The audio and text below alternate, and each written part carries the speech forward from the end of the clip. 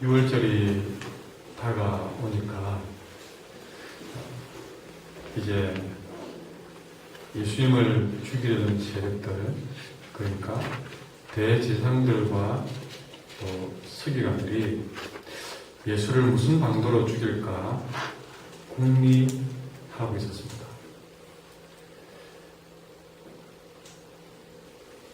사실 여기 대제사장들과 서기관들이 나오는데, 이 대제사장들은 주로 사두개파에 속한 무리들이고, 또 바리새파에 속한 서기관들, 전에 한번 언급을 했지만 전에 부활에 관한 얘기를 하면서 언급을 했는데, 이 사두개파와 바리새파는 사실은 이 종교적인 색깔이 서로 달라서 서로 예수님이 오기 전까지는 서로가 적대적인 관계에 있었습니다. 지금 저 중동 지역에 서로 지금 보면 이슬람도 보면 수니파, 시아파 이렇게 서로 나눠지듯이 서로 그들은 지금 적대관계에 있지 않습니까? 그런 것처럼 이 사두개파와 바리새파는 서로가 적대적인 관계입니다. 그런데 지금 이 서로가 적대적인 관계에 있었던 이 대제사장과 서기관이 예수를 무슨 방도로 죽일까 궁리하는 부분에서는 서로 한편이 되어 있습니다.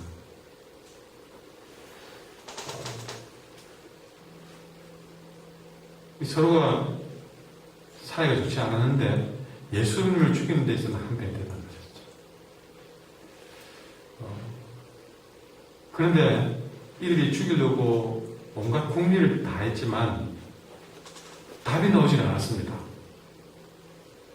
오늘은 왜 그들은 주님을 죽이지 못했는가?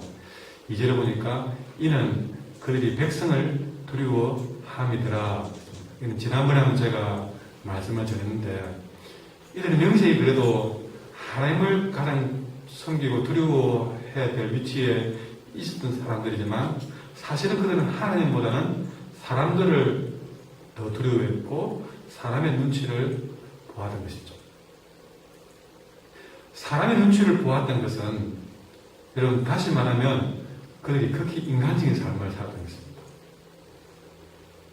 진정 그들이 신앙적으로 영적인 삶을 살았다면 그들은 사람보다는 하나님 눈치를 보았겠죠. 그러나 그들의 껍데기는 지극히 종교적인 그 대제사장과 서기관들이라고 할 때는 그야말로 어떤 그 당시에는 영적으로 어떤 그들은 성경 박사들이었고 또 앞선 영적인 지도자들이었습니다. 그런데 그들의 속내를 들어봤을 때는 사람을 두려워하는 과정에 있는 그들의 모습을 통해서 그들의 삶이 지극히 하나님 중심적인 삶이 아니라 인간적인 중심의 삶을, 그러니까 영적인 그런 사모함이 아니라 지극히 인간적인 어떤 육적인 욕심을 품은, 그들이 가진 권력을 빼앗기기 싫어서 그들의 사람으로부터 인기를 얻고 싶어서 이런 지극히 인간적인 욕심이 컸다는 것을 잘 드러내고 있다는 것이죠. 여러분, 우리가 영적으로 살면 하나님을 두려워하게 되어 있습니다. 영적인 것을 중요하게 생각할 수 있습니다. 그러나 내 삶이 지극히 인간적인 것에 머물러 있으면 사람 두려워하고 돈 좋아하고 명예 좋아하고 사람들이 좋아하는 것들을 좋아하고 두려워하게 되어 있습니다. 우리는 내가 무엇을 두려워하고 소중히 여기느냐, 그걸 통해서 내 신앙적인 현주소를 찾을 수 있습니다. 자신을 돌아보는 일에 있어 여러분들이 어디에 치우쳐 있는가, 우리가 항상 기도하는 과정에서도 오늘 내가 이 시점에서는 어디에 치우친 삶인가를 돌아보셔야 됩니다. 어제 내가 어디서 한 은혜를 받았다 할지라도 동일한 삶을 살지는 못하거든요. 그러니 새벽을 깨울 이 시간에 나는 지금 어느 정도 내가 영적인 그런 치우친 삶인가 또 인간적인 삶인가 그것을 우리는 가늠해 봐야 되는 것이죠. 그런데 이렇게 대지상과 서기관들이 도무지 예수님을 죽일 궁리를 해도 방법이 나오지 않는 이런 시점에 뜻하지 않는 기회가 찾아왔습니다. 그런데 그 기회가 아주 생각지 못한 곳에서 찾아왔습니다. 그것은 바로 그들이 예수님을 죽일 방도를 찾는데 그 근처에 있는 다른 사람들이 찾아와서 온 것이 아니라 뜻밖에도 예수님을 늘 따라다니던 12제자 가운데 한 사람 가룟유다가 찾아와서 예수님을 죽일 기회를 제공을 하게 된 것이죠. 여러분 2절 마지막과 이 3절을 연결하는 과정에서 누가 살았느냐? 예수님의 제자가 살되었다 하셨습니다. 이건 정말 생각지 못한 일이었습니다. 정말 적어도 12명 중에서는 나와서는 안 될 일이지 않겠습니까?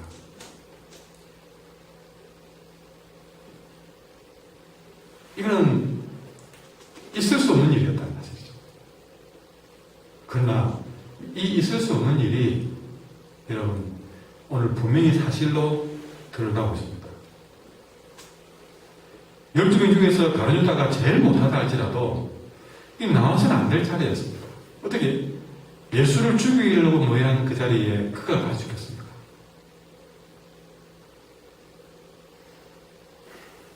심지어 그것도 그가 돈을 받고 몇 푼, 은삼십 우리가 알고 있는데 그 얼마 되지 않는 돈입니다.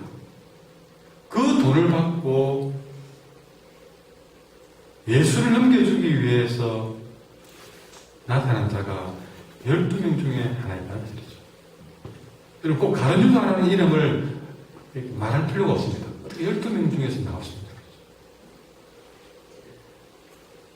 결국 이것이 계기가 되어서 아무런 죄가 없는 예수님은 6월절 죽임을 맞이하게 됩니다. 예수를 죽일 방도를 앉으면 궁리하는 그들에게 여러분 답은 예수님의 제자 가운데서 찾아왔다는 것이죠.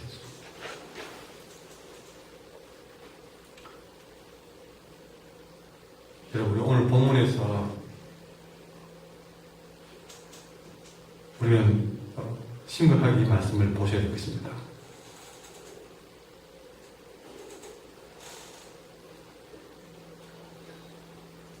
어떻게 가룟유다인가? 성경은 그에 대한 답을 주고 있습니다. 3절에 보니까 12 중에 하나인 가룟인이라 부르는 유다에게 사탄이 들어가게 된 것입니다.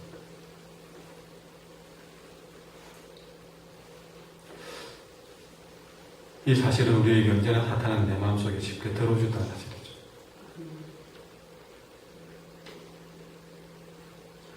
우리가 주님을 넘겨주는 일에 여러분 세상에 핍박하고 돌을 들고 또 성적으로 타락하고 술 먹고 담배 피우며 타락해 있는 세상이 아니었습니다. 주님을 따르는 사람 중에서 주를 대만하고 넘겨주는 사람이 있었다는 사실이죠. 여러분 주님을 대적하는 무리는 멀리 있지 않습니다. 죄송하지만 우리 안에 있다는 사실이죠. 이거는 우리는 굉장한 경고로 우리 자신이 남의 얘기를 들어서는 안 될 얘기입니다. 언제나 내 자신이 주님 영광을 가리우고 교회의 명예를 더럽히고 교회를 힘들게 하고 주의 복음에 걸림돌이 될 수 있다는 사실을 우리는 예사로 생각해서는 안 됩니다. 항상 그 대상에는 내가 될 수 있다는 사실을 우리는 나는 절대 아닐 거야 라고 생각하는 것은 교만입니다.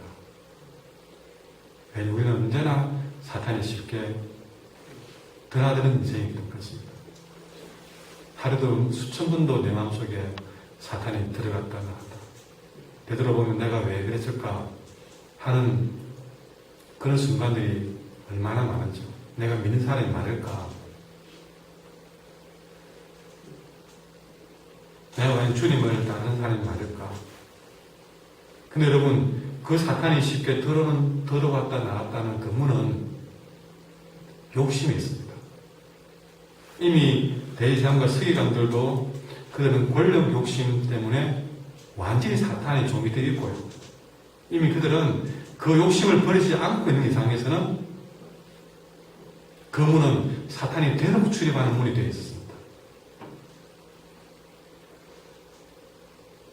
역시 돈의 욕심이 여전히 살아있었던 가룟 유다시, 그전까지도 이 예수님께 이미 유다는 돈 때문에 문제가 있었던 사람이었습니다. 이 재물욕이 살아있었던 이 유다는 쉽게 어느 30에도 사탄이 쉽게 들어올 수 있는 그런 인생이었습니다.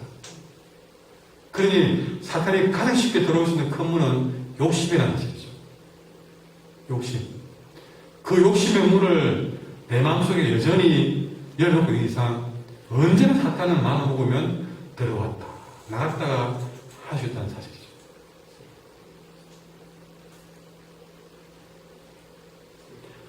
이 대제사장과 서기관들 그리고 가룟 유다는 이 욕심으로 말미암아서 결국에는 그가 그렇게 인류 역사상 가장 무서운 죄를 범할 줄, 그래서 그 죄를 범하는데 사탄의 도구로 사용될 줄 꿈에 생각 못했습니다. 수십 명을 연쇄살인한 사람도 사람의 기억 속에 잊혀졌지만 예수님을 팔았던 대제사장과 서기관과 가룟 유다는 이 땅의 가장 범죄한 자의 대표주자로 남아있습니다. 그래 이렇게 그들의 삶이 된 것은 큰 것이 아니었습니다. 작은 욕심 때문에 이런 사탄의 도구로 사용되고 말하는 것입니다. 여러분, 무엇보다 오늘 두 가지를 강조할 수 있는데, 여러분, 이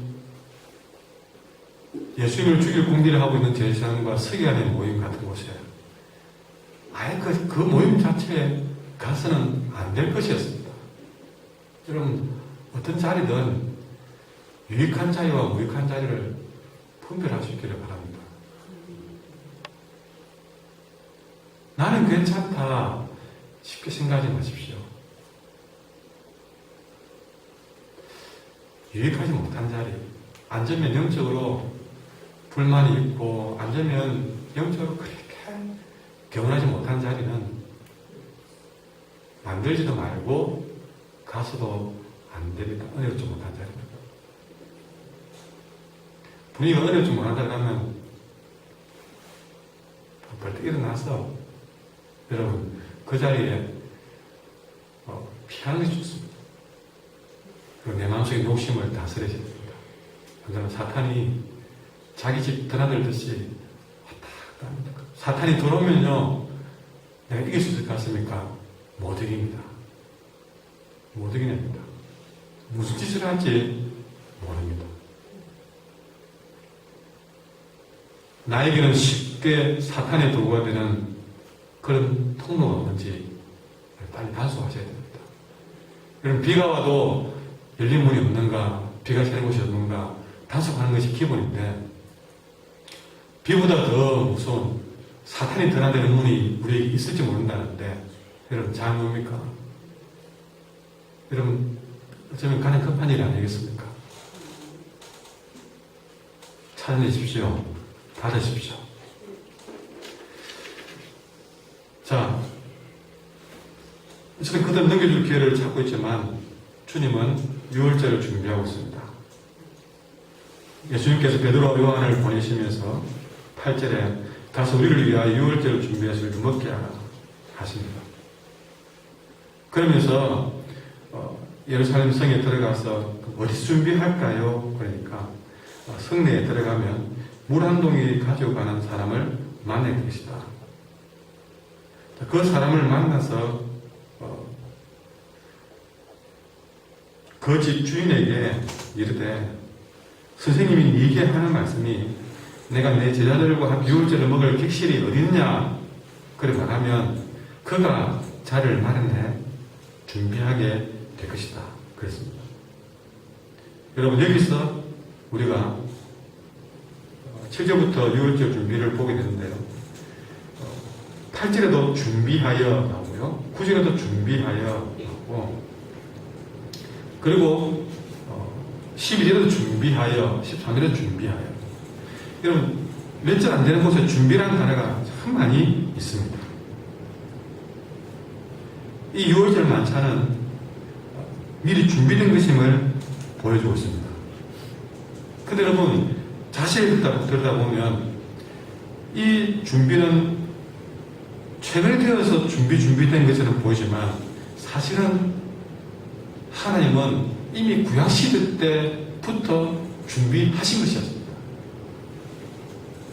예수님은 6월절날 희생당한 양들처럼 6월절에 십자가에 못 박히실 것을 준비하고 있는 것입니다.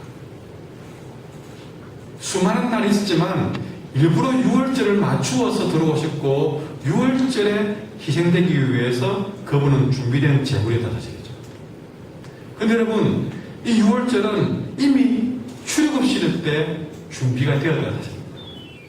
모세가 이스라엘 백성을 출애굽시킬 때에 여러분 6월절 어린 양들의 희생을 통해서 그 10번째 재앙에 애굽의 모든 장자가 죽어나갈 때에 6월절 피를 발랐던 이스라엘 백성들의 장자들은 다 살아남았습니다. 그러니 바로 그런 희생양이 되기 위해서 예수님은 이미 6월절날 죽기 위해서 들어왔고 지금 6월절 마지막 최후의 만찬을 준비하고 있는 것이죠. 그러니 6월절 어린 양 대신 예수님의 죽음은 이미 하나님이 6월절에 진행하신 하나님께서 이 날을 예비하고 있었던 사실입니다. 준비하고 있었던 사실이죠. 그 준비됨을 보여주기 위해서 오늘 준비라는 말이 나오다 사실입니다. 이거 우리에게 중요한 얘기를 해주고 있는데 예수님의 6월절 어린 양 대신 예수님의 죽음은 여러분 대제사장들과 서기관들이 예수님을 죽일 계획을 잡았기 때문에 그들이 준비했기 때문에 그리고 가룟유다가 어느 30에 예수님을 팔고 죽일 준비를 넘겨줄 기회를 찾더라. 그들이 준비하고 있기 때문에 주님이 당한 게 아니었다는 사실입니다. 잘못 생각하면 이제 대제사장과 서기관과 가룟유다가 만나기 때문에 그들이 이제 됐다 하고 준비됐기 때문에 예수님이 죽은 것처럼 보일지 모르지만 절대 예수님의 죽음은 악한 자들의 계획에 의해서 그들의 준비된 삶, 그들 때문에 주님이 수동적으로 당한 것이 아니라 온 인류를 6월절날 그 피를 바른 그 집의 장자들을 살린 것처럼 이런 인류를 구원하기 위해서 하나님의 철저한 계획과 준비 가운데 이루어진 사실이라는 것을 보여주기 위해서 오늘 이 말씀을 주고 있는 것입니다. 겉으로는 당한 것일지 모릅니다. 그들의 계획과 작전에 의해서 주님이 당한 것은 보지만 여러분 아무리 그들의 계획을 잡아도 하나님이 허락지 않으면 그들의 계획은 아무 소용이 없습니다. 온 인류를 구원하기 위해서 6월절 어린 양으로 준비하셨기 때문에 주님은 십자가에 이때 매달린 것입니다. 그러니 여러분 우리는 주님의 일들은 이렇게 준비하신 사건이었던 것처럼 우리 역시도 준비되고 준비된 마음으로 주님의 은혜를 받을 줄 알아야 됩니다. 주일날 교회 올 때도 아무 준비된 마음이 없습니다. 여러분 복장 하나도 주일날은 구입을 되게 입고 오십시오. 어떤 분은 그런 말씀 하시대요. 주일날 예배드리러 갈 때 준비된 옷이 따로 있다고. 저는 그런 분의 마음을 볼 때 박수를 치고 싶은 마음입니다. 주님께 드리는 것조차도, 예물조차도 정말 준비된 그런, 여러분이 어떤 명절날 누구에게 선물한다고, 명절 되면 은행이 어떻게 합니까? 신권을 준비하다 바쁩니다. 시장 사람들도 누군가에게 이렇게 설날 뭡니까? 세뱃돈 하나 주는데도 신권 하나 받고 준비하는 그런 마음을 갖는데, 여러분 손주들 그런 용돈 하나 주는 것도 준비돼서 할아버지 할머니가 준비하면서 어떻게 하나님께 드리는 예물을 준비를 안 합니까? 갑자기 흥금만 보고 생각나서 여러분 우리가 넣는 그런 마음가짐을 어떻게 예배자로 할 수 있겠습니까?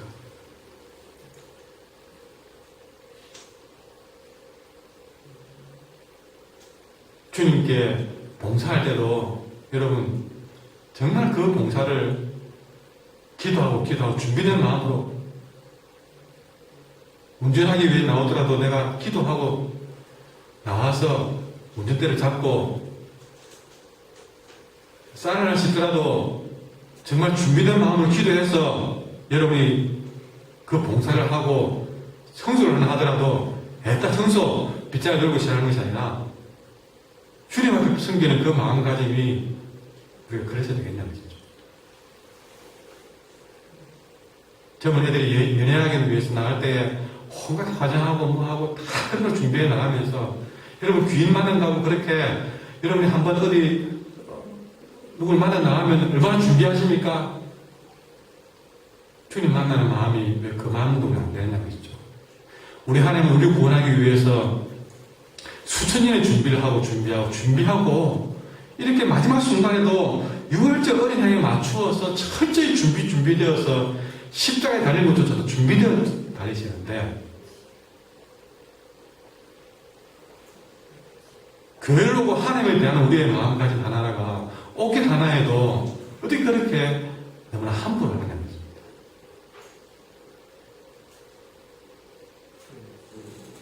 머리 하나도 우리가 애사로만 안 만지고 나가면서 주님을 대한 우리의 마음가짐이 왜 했나 생각을 우리는 안타깝게 이 새벽에 해보게 됩니다. 하나님과 더 준비되고 더 준비된 마음이 되기를 바랍니다. 너무나 갑자기 저는 이 말씀을 전하면서 저 자신을 비롯해서 우리 모두가 너무 부끄럽고 우리 교인들이 좀 가르쳐야 되겠다 생각이 너무 강하게 드네요. 솔직히 좀 다른 교회 교인들을 비하면 우리 한길 교인들이 좀 이런 일들이 좀 너무 철이 없는 것 같아요. 어디 신방을 가봐도 딴 데서 불받고 온 분들은요, 신방 가는 자세도 너무 다르더라고요.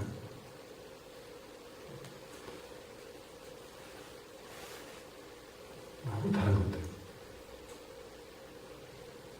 좀 정신을 차려야 되겠습니다. 좀 자칭 좀 직분자들이 이런 부분들 앞장서서 서셔야 됩니다. 그리고 좀 후배 교인들을 그런 식으로 살도록 여러분들이 좀 가르쳐야 됩니다.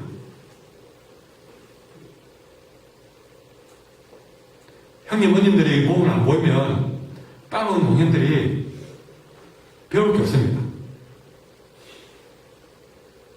예배 시간 지각하지 마십시오. 예배 시간에 직분자들 좀 앞에 좀 앉으십시오. 예배드리는 모습을 보이시고, 직분자들이 지각하고 그러면 안 됩니다.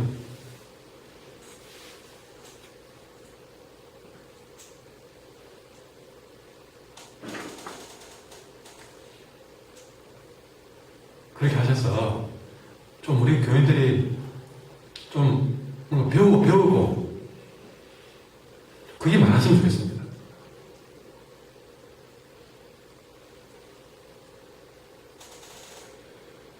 기도하겠습니다.